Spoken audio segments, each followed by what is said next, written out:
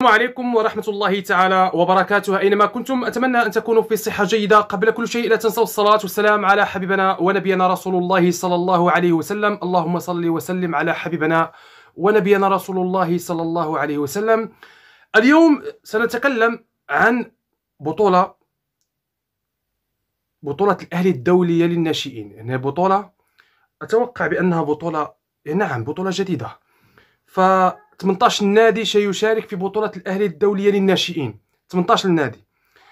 الآن يعني سنتكلم في هذه البطولة. ستبدأ غدا إن شاء الله. فيها 3 أيام فقط. يعني فيها 3 أيام. هذه البطولة فيها 3 أيام. أتوقع بأنها ستبدأ غدا إن شاء الله، والأحد سيكون النهائي، مباراة النهائي. في هذه البطولة سيشارك يعني هناك 3 مجموعات: المجموعة الأولى والمجموعة الثانية والمجموعة الثالثة. مشارك الأهلي المصري والترجي التونسي. غادي يكون الترجي التونسي في هذه البطولة أيضا، والأهلي المصري.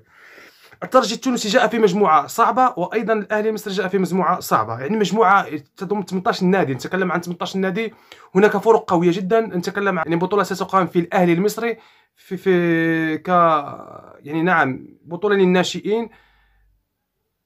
هناك مواهب. نتكلم عن مواهب اللي غادي تكون مواهب إن شاء الله للأهلي المصري مستقبلا، وأيضا للترجي التونسي. نتكلم عن الأهلي المصري جاء في مجموعة البارسا. أيضا البارسا مشاركة في هذه البطولة. نتكلم الأهلي المصري في المجموعة الأولى مع برشلونة، وأيضا باير ليفركوزن، وأيضا سيراميكا كليوباترا مشارك في البطولة أيضا. نتكلم عن الأهلي المصري وسيراميكا كليوباترا، وأيضا الترجي التونسي. عن باير ليفركوزن نتكلم عن برشلونة. نتكلم عن أيضا الترجي التونسي جاء في مجموعة اليوفي، وأيضا سان داونز وباشكيوت البلجيكي. يعني أيضا هناك مجموعة قوية. وهناك مجموعة ثالثة. هناك أيضا مجموعة ثالثة فيها سبورتيغ لشبونة. يعني نتكلم عن 3 مجموعات. فالترجي التونسي سيواجه اليوفي، وأيضا جاء في مجموعة سان داونز. صراحة يعني الآن لا أعرف كيف ستلعب، لكن هي البطولة فيها 3 أيام، يعني تقريبا 3 أيام. النهائي سيكون يوم الأحد. هناك عدة صحف تكلمت بأن النهائي سيكون يوم الأحد إن شاء الله، والبطولة غدا إن شاء الله. الترجي التونسي المباراة الأولى من سيواجه؟ هل سان داونز أم اليوفي؟ وأيضا الأهلي هل سيواجه البارسا أو باير ليفركوزن؟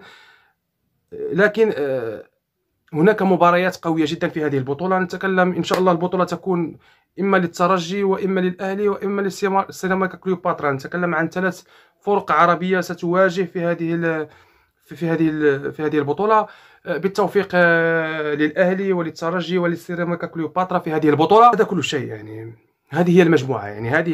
يعني الترجي التونسي مشارك في هذه البطولة، أيضا جاء في المجموعة الثانية. ربما يواجه اليوفي أو سان داونز. أيضا سان داونز موجود في هذه البطولة. وأيضا الأهلي ربما يواجه برشلونة.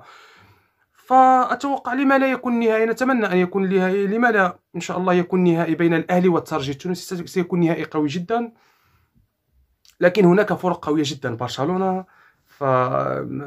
اليوفي، وهناك عدة فرق. وأيضا بالتوفيق أيضا للسيراميكا كليوباترا. فبالتوفيق للفرق العربية. ونتكلم عن الناشئين 16 سنة. غادي تعطيهم يعني كتجربة رائعة، وهذو مواهب القادمة إن شاء الله.